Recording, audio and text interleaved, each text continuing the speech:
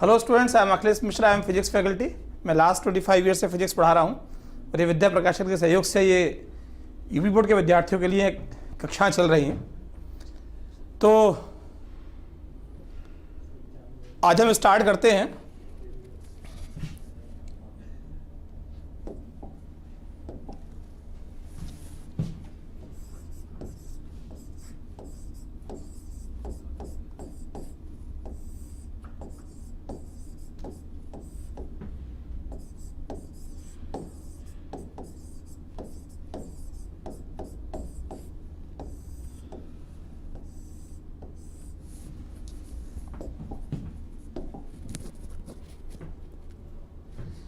इसमें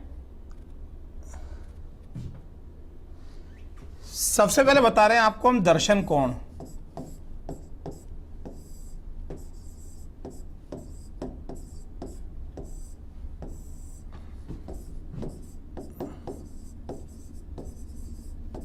visual angle. सबको good evening. Nothing happened.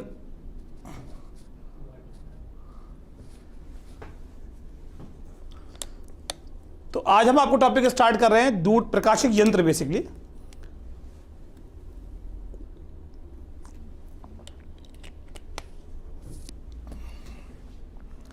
सबसे पहले बता रहे हैं बच्चों आपको हम दर्शन कोण क्या होता है। देखिए दर्शन कोण क्या है कि ये एक वस्तु है कोई ए बी, ये हमारी आंख पर जो कोण बना रही है वो दर्शन कोण है। प्रणाम पुष्पराज जी। हेलो ललिता। देखिए है क्या, ये कोई वस्तु है, ये वस्तु हमारी आंख पर जो कोण बना रही है ये दर्शन कोण है।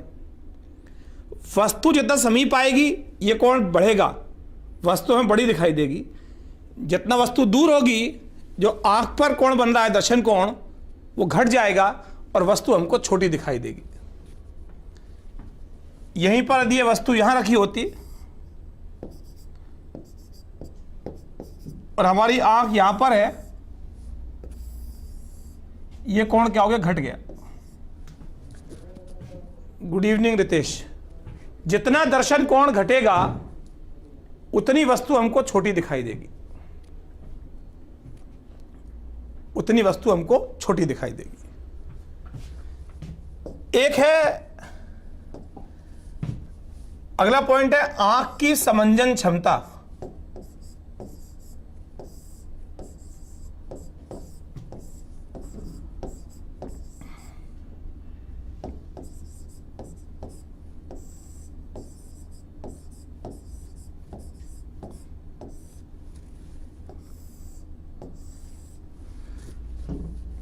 Good evening Monu Gautam ji. Power of accommodation of eye. देखिए हमारी एक आई एक ऐसा लेंस है जो अपनी फोकस दूरी को घटा भी सकता है और बढ़ा भी सकता है।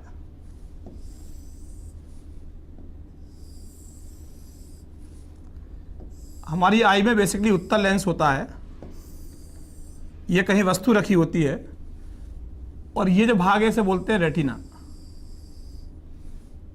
ये रेटिना है।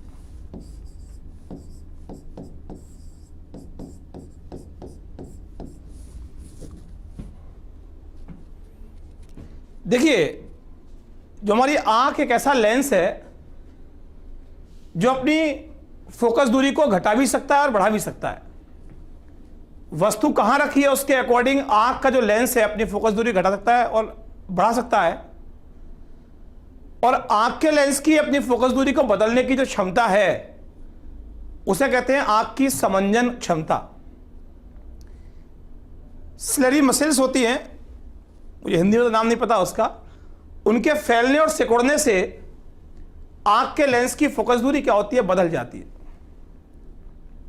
तो आंख के लेंस की अपनी फोकस दूरी को बदलने की क्षमता कहलाती है आंख की समंजन क्षमता। और देखिए होता क्या है कि एक लिमिट तक ही, एक सीमा तक ही आंख का लेंस अपनी समंजन क्षमता का उपयोग करके किसी वस्तु को देख सकता है, तो वह न्यूनतम दूरी, जिस दूरी तक आंख अपनी समंजन क्षमता का अधिकतम उपयोग करके वस्तु को देख सकती है, वो कहलाती है स्पष्ट दृष्टि की न्यूनतम दूरी।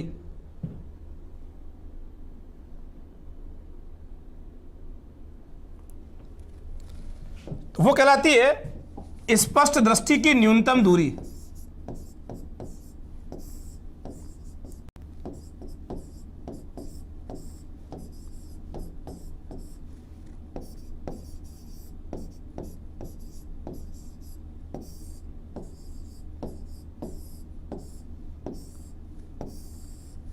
आंख के समीप की, गुड इवनिंग बेटा, गुड इवनिंग।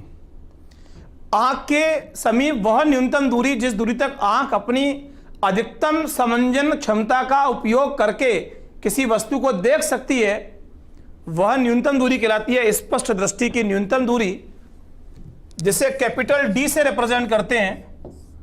और कैपिटल डी होता है बेटा 25 सेंटीमीटर स्वस्थ नेत्र के लिए। वैसे तो बच्चों के लिए दूरी है बेटा। समंजन क्षमता क्या होती है केशव, कि हमारी आंख एक ऐसा लेंस है, आंख के अंदर एक ऐसा लेंस है जो अपनी फोकस दूरी को बदल सकता है, और आंख के लेंस की अपनी फोकस दूरी को बदलने की क्षमता आंख की समंजन क्षमता कहलाती है।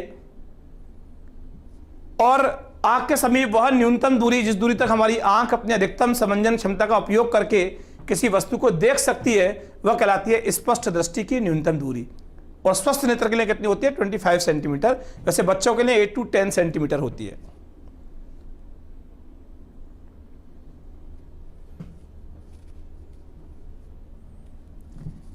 अब देखिए, एक होती है इसमें आवर्धन क्षमता।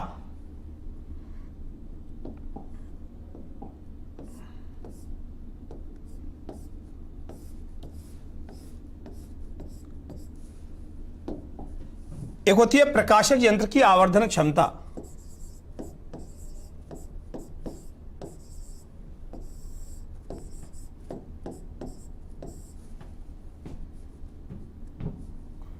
जी पटेल साहब धन्यवाद। प्रकाशक यंत्र की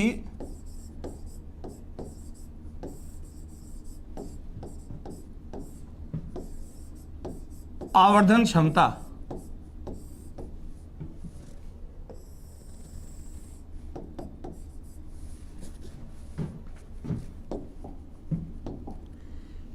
देखिए, प्रकाशक यंत्र का काम क्या होता है, चाहे सरल सूक्ष्मदर्शी है या संयुक्त सूक्ष्मदर्शी है या खगोलीय दूरदर्शी है या परावर्तक दूरदर्शी है, जितने भी प्रकाशक यंत्र हैं, इनका काम क्या होता है कि दूर या समीप स्थित किसी वस्तु का प्रतिबिंब हमारी आंख के समीप बड़ा बनाना। और जब प्रतिबिंब बड़ा बनेगा, वो प्रतिबिंब जो हमारी आंख पर कोण बनाएगा। अब एक ये है, ये वस्तु है, बिना यंत्र के हमारी आंख पर कोण बना रही है ये अल्फा। और मैंने कोई प्रकाशक यंत्र यूज किया, माइक्रोस्कोप या टेलीस्कोप, जो भी सूक्ष्मदर्शी दूरदर्शी यूज किया, और बेटा देखो, फिर मैं आपको रोज नए बच्चे आते हैं, मुझे बार बार कहना पड़ता है, अच्छा नहीं लगता कि आप यहाँ सबको नमस्ते, गुड इवनिंग बहुत हो गई बेटा, सबको गुड इवनिंग। हम लास्ट के 4-5 मिनट बात करते हैं, आराम से शुरू में बात करते हैं। अब आप कमेंट बॉक्स में जाकर केवल आप वो लिखें कि समझ में कुछ टॉपिक ना आया हो, कि आपको लगता है कि टॉपिक सर आपने पढ़ाया इसमें ये चीज़, ये नहीं कि पूरे टॉपिक बोल दो आप, वो तो रिकॉर्डेड से आप देख लीजिएगा। जो समझ में ना आया हो वो आप बोल दें, बाकी कमेंट बॉक्स में आकर न लिखें, क्योंकि हमारी कंसंट्रेशन डिस्टर्ब होती है, आपका टाइम वेस्ट होता है फिर इसमें। कुछ बच्चे ऐसे भी आते हैं, कुछ लिखते हैं, फिर उसको, हाँ सबको गुड इवनिंग, सबको गुड इवनिंग बेटा। बस अब कुछ नहीं, केवल आपको समझना है, कोई बात क्लियर ना हो तो आप उस पर लिख दीजिएगा कमेंट बॉक्स में जाके। किसी प्रकाशक यंत्र से इस वस्तु का प्रतिबिंब हमने बड़ा बना दिया, ये A' और ये B'। अब जब प्रतिबिंब बना है, ये मेरी आंख पर जो कोण बना रहा है वो कैसा बना रहा है? बड़ा बना रहा है।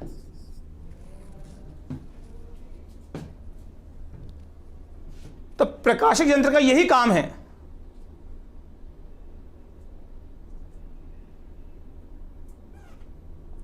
अंकित रिकॉर्डेड लेक्चर देख लो बेटा। अब ये पॉसिबल नहीं है बेटा 1 मंथ की क्लास के अंदर उसको मैं क्लास पर रिपीट कैसे कर पाऊंगा। गुड इवनिंग उर्मिला, सबको गुड इवनिंग। निशान गुड इवनिंग। देखिए मेरी बात समझें, मेरी बात समझें। प्रकाशक यंत्र का क्या काम है? किसी वस्तु का प्रतिबिंब हमारी आंख के समीप बड़ा बनाना। सपोज वस्तु इतनी सी थी, प्रकाशक यंत्र ने उसका प्रतिबिंब बड़ा बना दिया।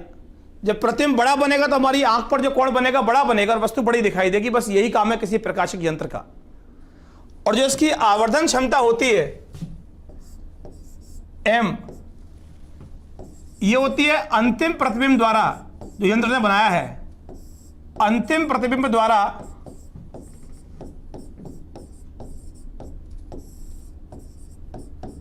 आंख पर बना दर्शन कोण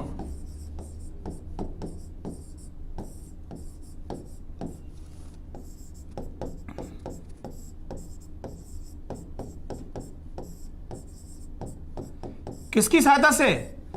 प्रकाशक यंत्र की सहायता से।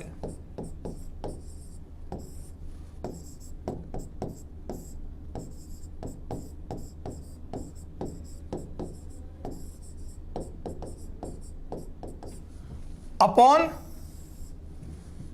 बिना प्रकाशक यंत्र के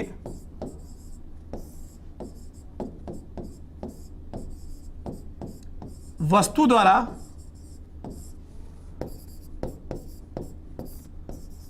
आंख पर बना दर्शन कोण।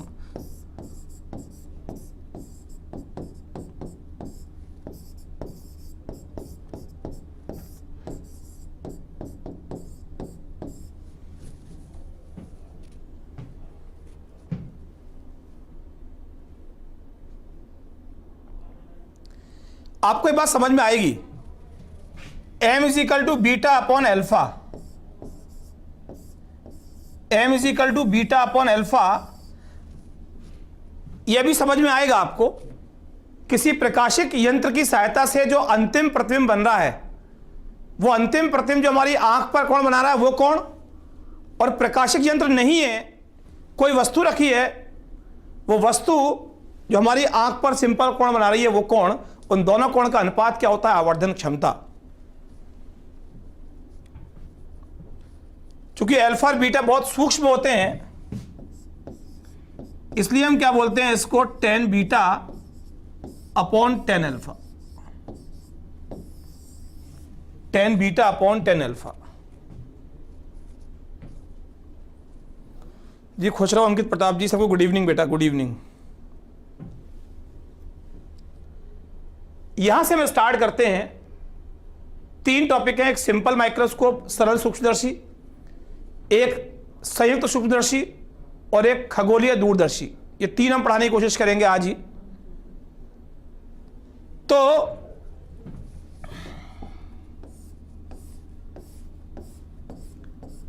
पहले बता रहा हूं मैं आपको सरल सूक्ष्मदर्शी।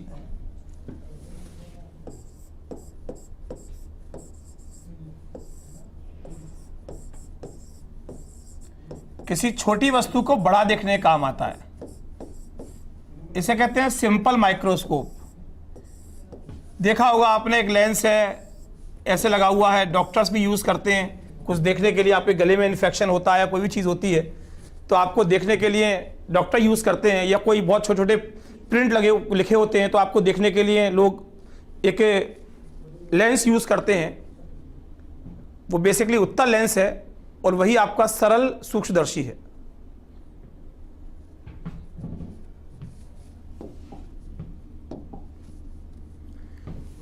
इसमें है क्या? ये लेंस है, ये एक वस्तु रखी है,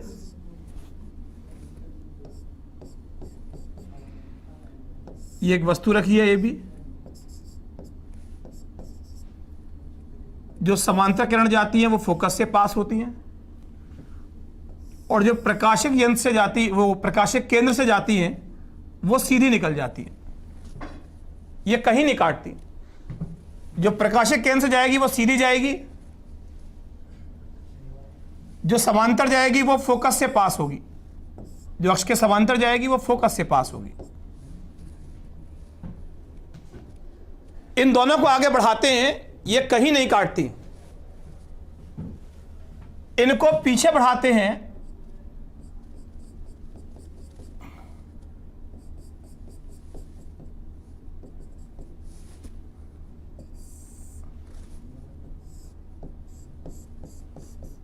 तो एक बिंदु पर काटती हैं।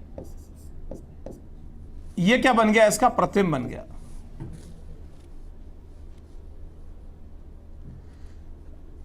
ललिता, आप जवाब दे ही क्यों रही हो बेटा? मेरी बात समझ में नहीं आ रही।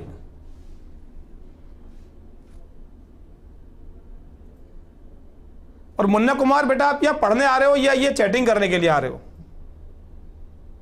जो बच्चे पढ़ रहे हैं उन्हें डिस्टर्ब कर रहे हो, मुझे डिस्टर्ब कर रहे हो? बेटा जानते हो तो घर जाके मिल लो। इसको सर ब्लॉक कर दो, इसको मुन्ना कुमार को। ये कोई चैटिंग प्लेटफॉर्म थोड़ा ही आपके लिए।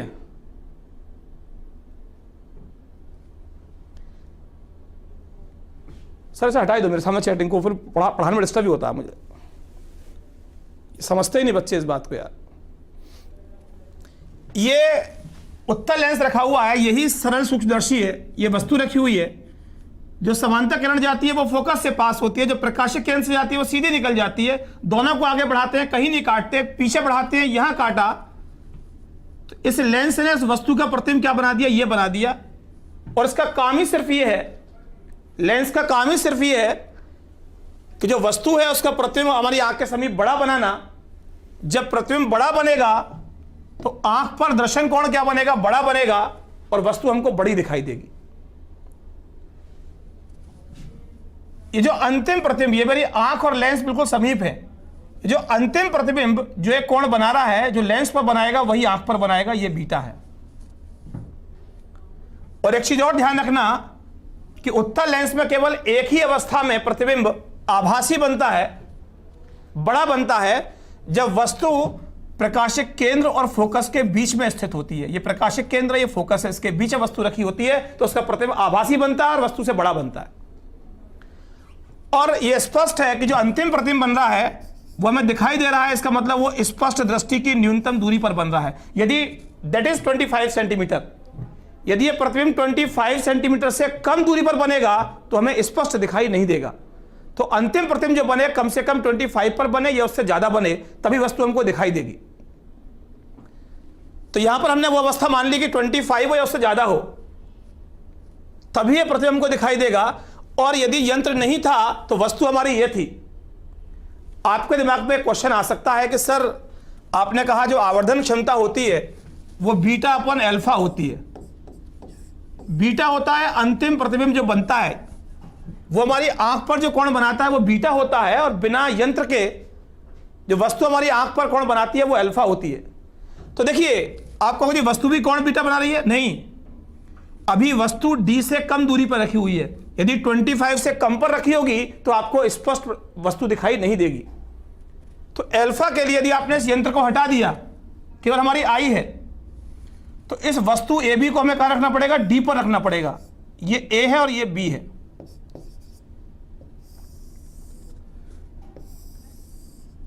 अब जो ये कोण बन रहा है मेरी आंख पर बिना यंत्र के, वो अल्फा है। और ये वस्तु कहां रखनी पड़ेगी मुझे? कम से कम डी पर।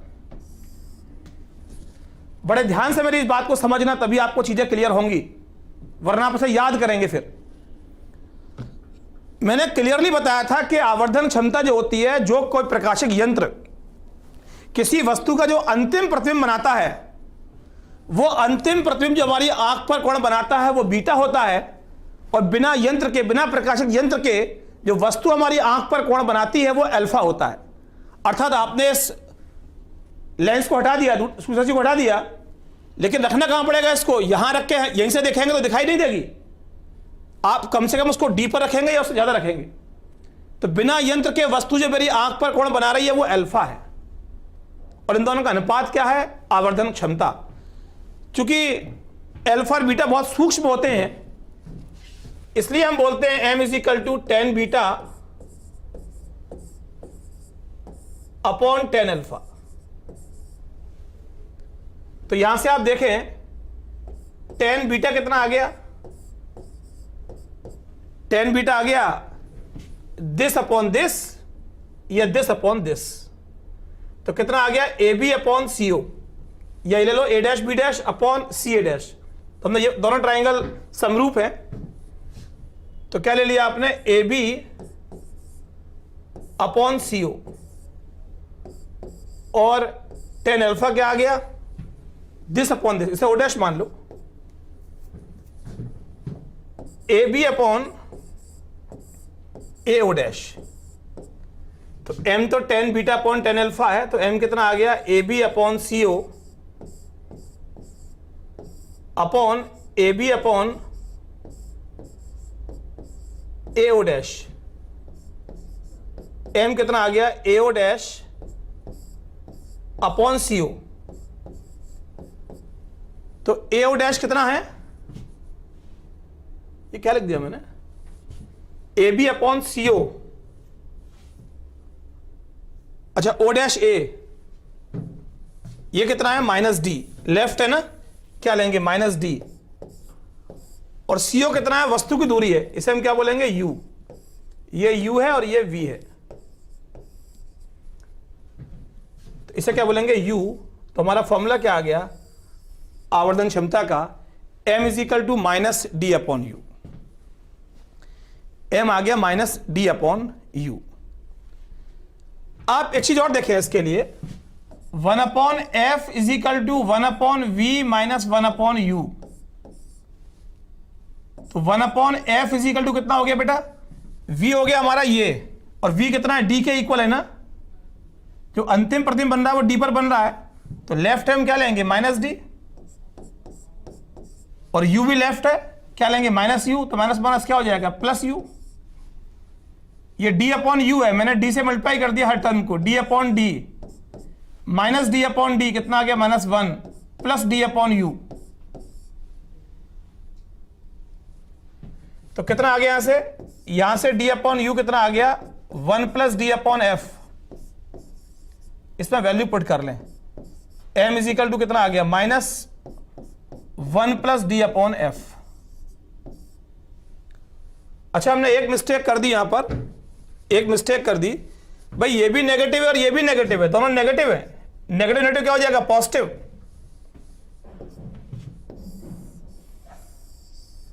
फॉर्मूला क्या आ गया m is equal to one plus D upon F या माइनस डी अपॉन यू। अब खोल दो थोड़ी देर के लिए, कोई बच्चे की समस्या ना हो। दो फॉर्मूले आ गए,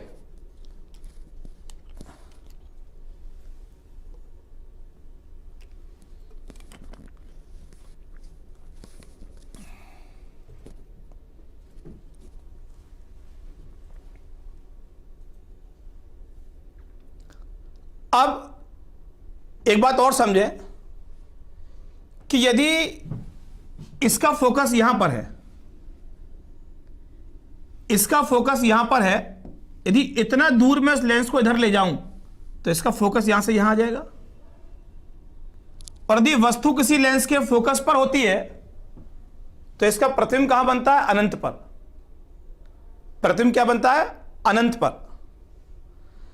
तो यदि u को मैं क्या लिख दूं, मेरा u यदि f हो जाए, यदि वस्तु ये फोकस यहां आ जाए, इस लेंस को इतनी दूरी पीछे ले जाऊं तो वस्तु इसके फोकस पर रखी है, प्रतिबिंब क्या बनेगा अनंत पर। तो इस कंडीशन में आवर्धन क्षमता कितनी हो जाएगी मेरी, वो d अपॉन यू है ना, तो u की जगह क्या हो गया f, m कितना आ गया d अपॉन f। कब, जब प्रतिबिंब कहां बन रहा है v is equal to infinity पर, अनंत पर। रूबी बेटा टाइम का अभाव है, चल में है क्या कि न्यूमेरिकल तो एक दो ही हो पाएंगे, लेकिन थ्योरी यदि ठीक से समझ में आ गई तो उससे क्वेश्चंस होने शुरू हो जाते हैं, क्योंकि इतना लिमिटेड टाइम है कि जितना हम इसमें थ्योरी आपको बता सकें, डेरिवेशन बता सकें, तो उसका बेनिफिट आपको मिल जाएगा। आप खुद भी ट्राई कर सकते हैं।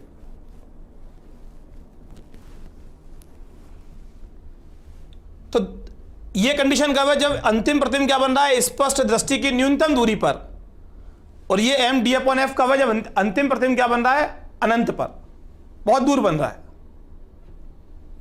ये हो गया आपका सरल सूक्ष्मदर्शी।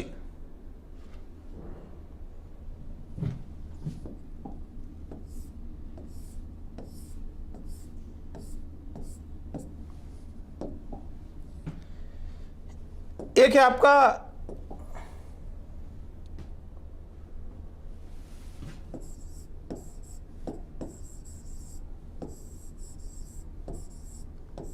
संयुक्त सूक्ष्मदर्शी।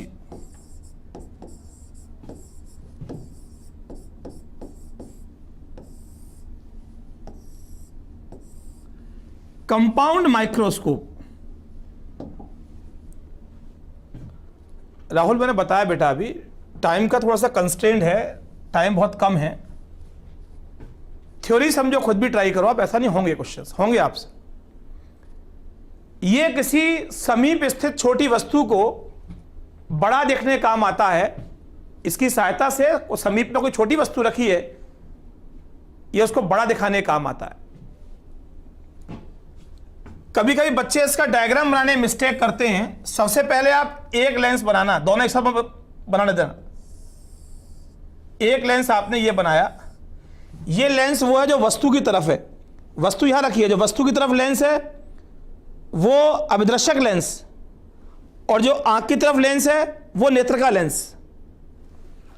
तो वस्तु तो यहां रखी है आपकी ए बी, ये अभिदर्शक लेंस है आपका।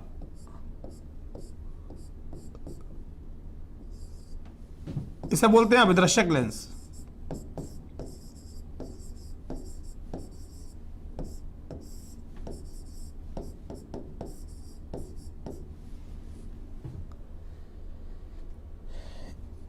यहां पर एक प्रकाश किरण समांतर जाएगी, वो कहां से पास होगी? फोकस से। और जो प्रकाशिक केंद्र से जाएगी वो सीधी निकल जाएगी। तो जब भी आप डायग्राम बनाएं, पहले आप इसे बनाएं। इसको तो कितना भी मोड़ सकते हो, आगे भी पीछे भी कहीं भी मोड़ सकते हैं आप। तो अब जो समांतर जा रही है वो कहां से पास होगी? फोकस से। ये क्या बन गया इसका? प्रतिबिंब। क्या बन गया? ए डैश और बी डैश। ये वस्तु है, ये इसका प्रतिबिंब बन गया। अब हमारा दूसरा लेंस है, अब बनाए इसके अकॉर्डिंग अगला लेंस, वो बड़ा बनेगा।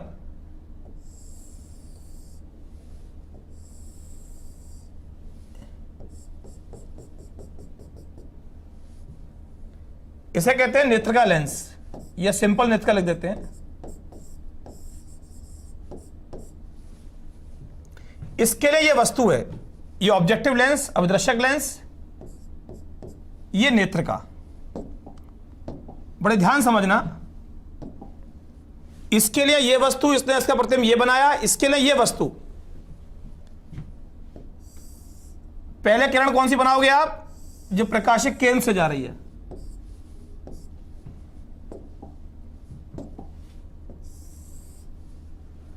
और दूसरी कौन सी है? जो समांतर जा रही है, वो कहां से पास होगी? फोकस से। वो ऐसे जाएगी। इन दोनों को आगे बढ़ाते हैं, कहीं नहीं काटते। यदि हम इन दोनों को पीछे बढ़ाते हैं,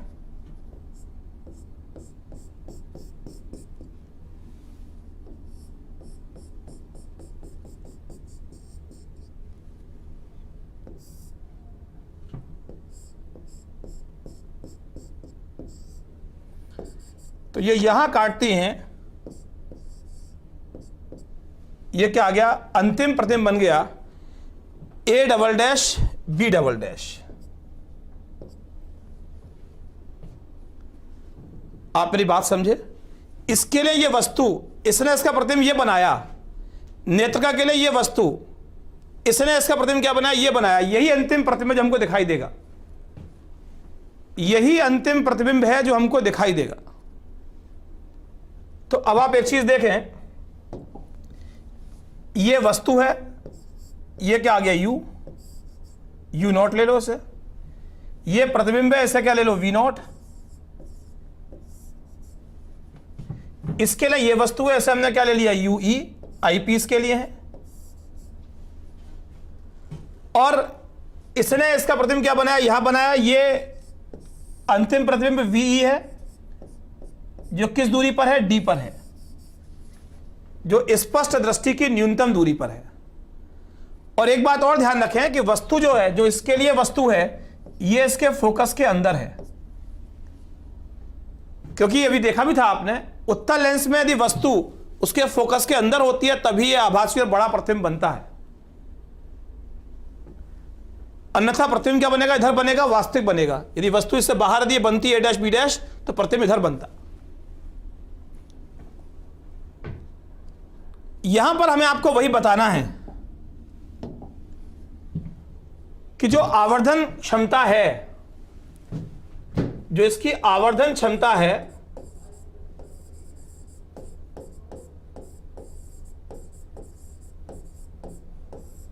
वो m = β/α होता है।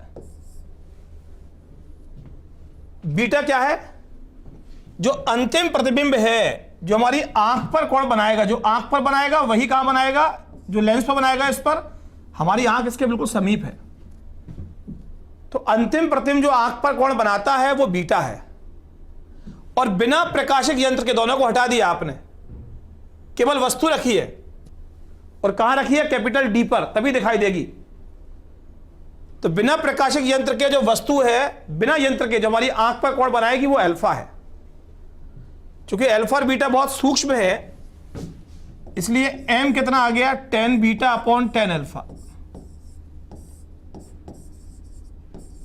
और tan बीटा कितना हो गया बच्चों, परपेंडिकुलर अपॉन बेस, लंबटे आधार इस त्रिभुज में, या दिस अपॉन दिस, लंबटे आधार।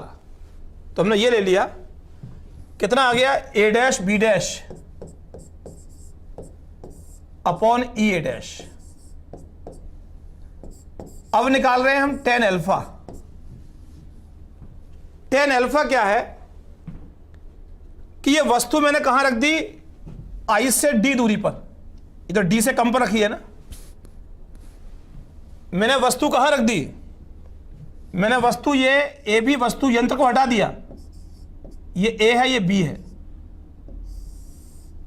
ये कहां रख दी मैंने, D दूरी पर, अपनी आंख से। अब जो कोण बन रहा है वो क्या है, अल्फा है। तो tan अल्फा कितना आ गया, tan अल्फा आ गया AB upon O'(A), AB upon O'(A। तो m कितना आ गया, tan β/tan अल्फा। तो कितना आ गया, A' B' upon E A', AB upon O'(A। तो m कितना आ गया, A' B' upon AB into O'(A upon E A'। ठीक, एक बात और समझें, ये त्रिभुज OAB और OA'B' दोनों समरूप त्रिभुज हैं, क्योंकि इसका ये कोण 90, इसका ये 90, और ये कोण इसके बराबर है। दो कोण बराबर है, तीसरा अपने आप बराबर होगा। तो समरूप त्रिभुज में क्या होता है, संगत भुजाओं का अनुपात बराबर होता है, अर्थात this upon this is equal to this upon this, that is A' B' upon AB is equal to OA' upon OA, OA' upon OA। मैं रख दूं उसकी value A' B' upon AB की, तो m कितना आ गया मेरा, OA' upon OA into O'(A) upon E A'। m is equal to OA' O A dash कितना है आपका वी ओ, राइट है, प्लस होगा तो क्या होगा वी ओ अपॉन ओ ए कितना इधर है लेफ्ट, ये यू है लिखा हुआ है, minus U into O dash A कितना है, ओ डैश ए आपका माइनस डी, और ई ए डैश कितना है आपका माइनस यू ई। तो आपका फॉर्मूला क्या बन गया, M is equal to minus V O upon U O into D upon U ई।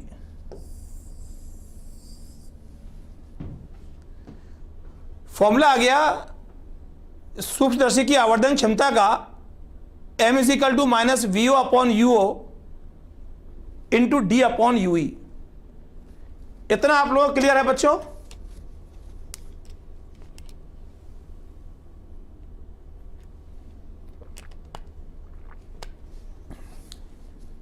चलिए इसलिए मैं आपको बता रहा हूं,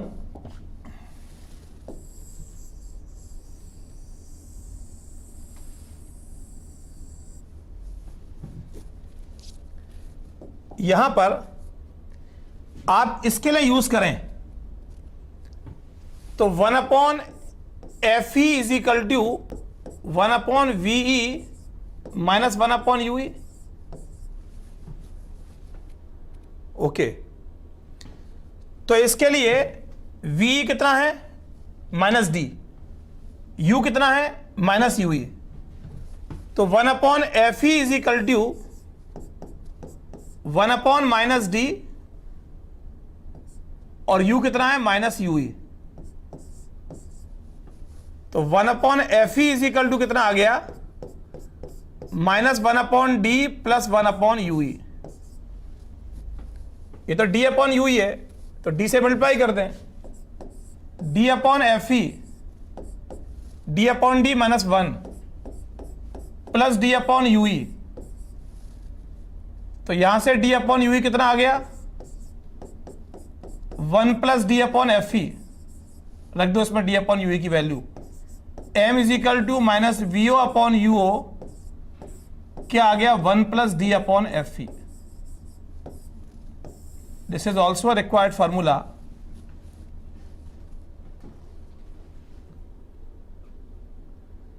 नहीं बेटा, खगोलीय दूरदर्शी अलग है, वो दूर की वस्तु देखने का काम आता है। यह सूक्ष्मदर्शी है, जो समीप कोई वस्तु रखी है उसे देखने का काम आता है। यहां से आपसे इसकी लंबाई पूछ लेते हैं, सूक्ष्मदर्शी की लंबाई कितनी हो गई, दोनों लेंसों के बीच की दूरी, तो कितनी हो गई V O plus U E. लंबाई क्या हो गई V O plus U E, ये इसकी लंबाई हो गई। क्लियर है? अब देखिए जितनी ये दूरी है ये वाली, इतना दूर में इसको आगे ले जाऊं तो ये फोकस कहां आ जाएगा, यहां पर आ जाएगा। और वस्तु यदि लेंस के फोकस पे रखी है तो अंतिम प्रतिबिंब क्या बनता है अनंत पर। ये रेखाएं मिलेंगी नहीं, ऐसे आएंगी पीछे की तरफ। ये कब होता है, हां ये कब होता है, जब वस्तु इस लेंस के फोकस पर होती है। तो इतनी दूरी पीछे कर लें आप इसे। तो यदि यू इज इक्वल टू क्या हो जाए, U is equal to F E हो जाए तो अंतिम प्रतिबिंब क्या बनेगा अनंत पर। रख दो इसमें यू की वैल्यू क्या एफ ई, तो फॉर्मूला क्या बन गया M is equal to minus V upon U O, क्या आ गया डी अपॉन एफ ई। जब अंतिम प्रतिबिंब क्या बन रहा है अनंत पर, और इस कंडीशन में लंबाई क्या हो जाएगी इसकी, ये वी ओ और ये क्या हो जाएगा एफ ई। तो लंबाई हो जाएगी इसकी V O plus F E. This is the length of the microscope. बहुत इंपॉर्टेंट टॉपिक है, कुछ कमी रह जाए तो आप इसको एक बार ठीक से रिकॉर्डेड लेक्चर को देख लीजिए, ये आपको बाद में भी काम आएगा बोर्ड एग्जाम से पहले। जब क्लियर ना हो तो रिकॉर्डेड लेक्चर आप देख लीजिएगा।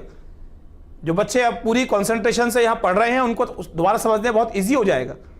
वरना एग्जाम पीरियड में बच्चा फंस जाता है, कहां से कोई चीज टॉपिक क्लियर नहीं हो रहा, डेरिवेशन क्लियर नहीं हो रहा, कहां से करेगा वो से। तो इसलिए आप इनको ठीक से समझिए और इसके न्यूमेरिकल लगाना बेटा हो जाएंगे, थोड़ा भी दिमाग लगाओगे न्यूमेरिकल्स हो जाएंगे, कोई बड़ी परेशानी नहीं है। बात समझ में आती है? क्लियर? अब इसमें अगला टॉपिक है खगोलीय दूरदर्शी।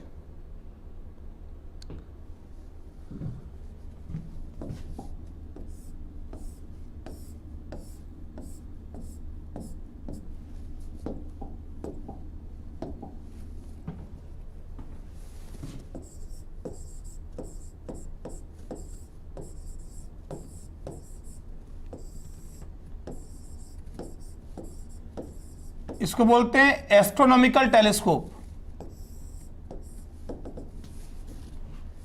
एस्ट्रोनॉमिकल टेलीस्कोप, इसमें क्या होता है, यह दूर स्थित किसी वस्तु को देखने का काम आता है। ये वस्तु बहुत दूर है,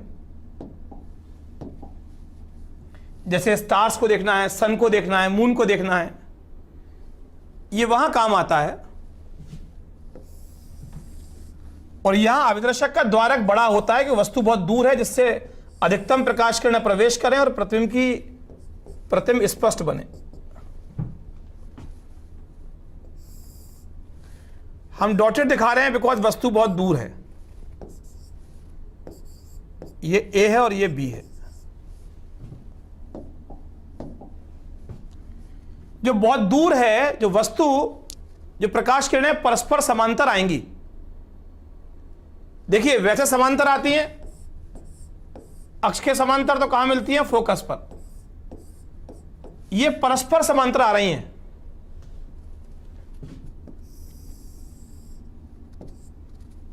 ये प्रकाश किरणें परस्पर समांतर आ रही हैं, और परस्पर समांतर आ रही हैं तो कहां मिलेंगी, फोकस तल पर। फोकस तल क्या होता है, ये बन गया प्रतिबिंब। जो फोकस से पास होता है, जो फोकस से पास होता है वो तल क्या है, फोकस तल है। तो दूर स्थित वस्तु का प्रतिबिंब कहां बनता है, फोकस तल पर। अब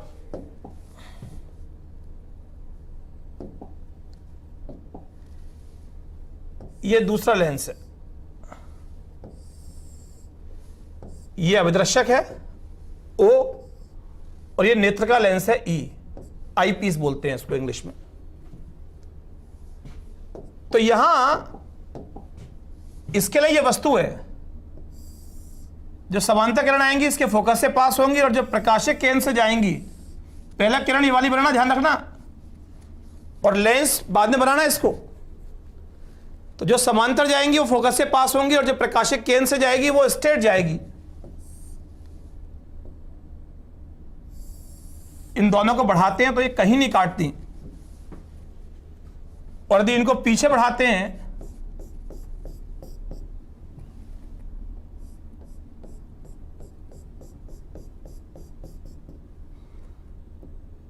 तो ये यहां काटती हैं। ये प्रतिबिंब क्या बन गया, A double dash B double dash, ये अंतिम प्रतिबिंब बना है। इसके लिए ये वस्तु है UE, और प्रतिबिंब क्या बन रहा है, अंतिम स्पष्ट दृष्टि की न्यूनतम दूरी पर। और अंतिम प्रतिबिंब जो आंख पर कोण बना रहा है वो क्या है, बीटा। तो वही आपको समझाया था अभी। m इजिकल टू कितना होता है, m इजिकल टू होता है बीटा अपॉन अल्फा। चूंकि स्मॉल होते हैं तो हम क्या ले लेते हैं, tan beta upon tan alpha. तो tan बीटा क्या हो गया हमारा, tan बीटा हो गया दिस अपॉन दिस या दिस अपॉन दिस। तो इसको ले लेते हैं a dash b dash upon E A dash, और tan अल्फा क्या है, देखिए दूर स्थित वस्तु है, बहुत दूर कोई वस्तु है, हमने यंत्र को हटा दिया, वो वस्तु हमारी आंख पर जो कोण बना रही है बिना यंत्र के, वो अल्फा है। और वो वस्तु जो यहां पर कोण बनाएगी अवदर्शक पर, वो और ये इनमें अंतर नहीं आएगा। अरे कहां 1-2 मीटर, कहां हजारों किलोमीटर, जो वस्तु बिना यंत्र के मेरी आंख पर कोण बनाएगी, वही कोण वस्तु क्या बनाएगी, अवदर्शक बनाएगी। इतनी दूरी बदलने से वो कोण नहीं बदलेगा। तो हम इसी को अल्फा बोल देते हैं, जो एंगल यहां बन रहा है। और ये अल्फा तो ये भी अल्फा, तो कितना आ गया tan alpha, this upon this. ये कितना आ गया, a dash b dash upon O A dash. ये क्या है, हमारी फोकस दूरी FO, फोकस तले बन रहा है ना प्रतिम। तो m कितना आ गया बच्चों, a dash b dash upon E A dash upon a dash b dash upon O A dash. तो m कितना आ गया, O A dash upon E A dash. तो m कितना आ गया आपका, ओ ए डैश कितना आपका FO, और ई ए डैश कितना माइनस यूई। फॉर्मूला क्या बन गया, minus FO upon U E, minus FO upon U E. और इसके लिए लगाते हैं 1 upon FE is equal to 1 upon VE minus 1 upon UE। तो 1 अपॉन FE कितना आ गया, V कितना है इसके लिए माइनस D, और U कितना है, इधर नेगेटिव है तो माइनस माइनस UE, तो क्या आ गया plus UE। FO upon UE आ रहा है, तो इसे कर लो FO upon FE minus FO upon D plus FO upon UE। तो FO अपॉन UE कितना आ गया, यहां से FO अपॉन UE आ गया FO upon FE plus FO upon D। From first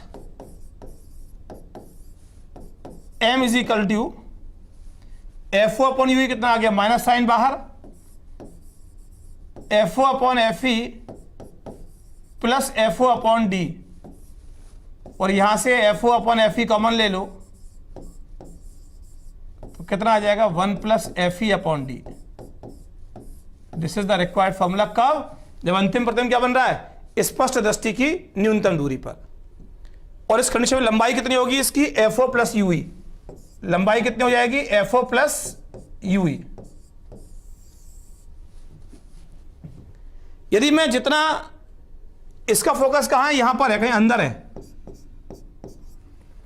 तभी अंतिम प्रतिबिंब ऐसे बन रहा है। यदि मैं इतना दूर इसको इधर ले जाऊं तो अंतिम प्रतिबिंब क्या बनेगा, अनंत पर। अर्थात यदि UE is equal to FE हो गया तो V हो जाएगा इंफिनिटी, अनंत पर बनेगा। यदि क्वेश्चन में बोले श्रांत नेत्र, ये कुछ नहीं दे रहा, तो समझ लो अंतिम प्रतिबिंब क्या बन रहा है, अनंत पर बन रहा है। यदि कुछ भी नहीं दिया हुआ तो M इज इक्वल टू कितना आ गया, माइनस FO अपॉन UE है, UE कितना आ गया FE, तो क्या आ गया माइनस FO अपॉन FE श्रांत नेत्र के लिए।